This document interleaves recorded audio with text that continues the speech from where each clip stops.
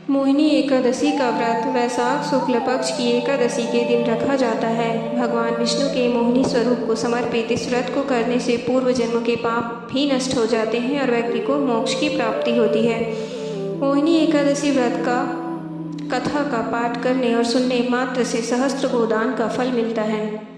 मोहिनी एकादशी व्रत को सभी व्रतों में सर्वश्रेष्ठ माना गया है। वैशाख मास के शुक्ल पक्ष की एकादशी तिथि को मोहिनी एकादशी का व्रत रखा जाता है।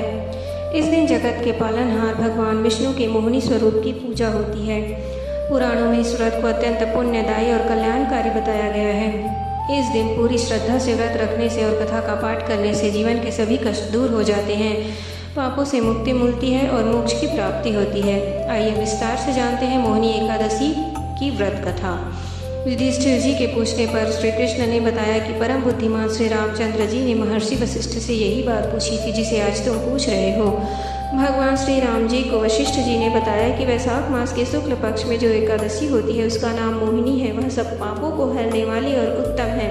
उसके व्रत के प्रभाव से मनुष्य मोह जाल तथा पातक समूह से छुटकारा पा जाते हैं। सरस्वती नदी के तट पर भद्रावती नाम की सुंदर नगरी है। वहाँ चंद्रवंश में उत्पन्न हुए द्युतिमान नामक राजा राज करते थे। उसी नगरी में धनपाल नामक धन धान्य से परिपूर्ण और समृद्धशाली एक वैश्य रहता था। वह सदा पुण्य कर्म में ही लगा रहता था। दूसरों के लिए कुआं, मठ, बगीचा, पोखरा और घर बनवाया करता था। वह सदा भगवान श्री विष्णु की भक्ति में लगा रहता था। उसके 5 पुत्र सुमना, द्युतिमान, मेधावी, सुकृति तथा दृष्ट बुद्धि थे। दृष्ट बुद्धि वैश्य का 5वां पुत्र था। वह सदा बड़े बड़े पापों में ही लिप्त रहता था। वह वेश्याओं से मिलने के लिए ललायित रहता था। न तो वह देवताओं का पूजन करता था और न ही पितरों और ब्राह्मणों का सत्कार करता था। एक दिन वह वेश्याओं के साथ उसे घूमता हुआ देखकर पिता ने उसे घर से निकाल दिया। परिवार के अन्य लोगों ने भी उसका परित्याग कर दिया। अब उसके जीवन में कष्ट पर कष्ट आने लगे। वो इधर उधर भटकने लगा।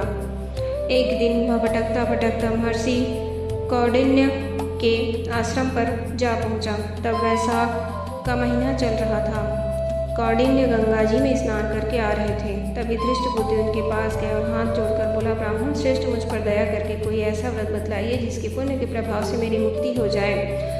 कौंडिन्य जी बोले कि वैशाख के शुक्ल पक्ष में मोहिनी नाम से प्रसिद्ध एकादशी का व्रत करो। मोहिनी एकादशी के दिन उपवास करने पर प्राणियों अनेकों जन्मों के किए हुए महापाप से भी मुक्ति मिलती है। मुनि का यह वचन सुनकर धृष्ट बुद्धि का चित्त प्रसन्न हो गया। उसने कौंडिन्य जी के उपदेश से विधि पूर्वक मोहिनी एकादशी का व्रत किया।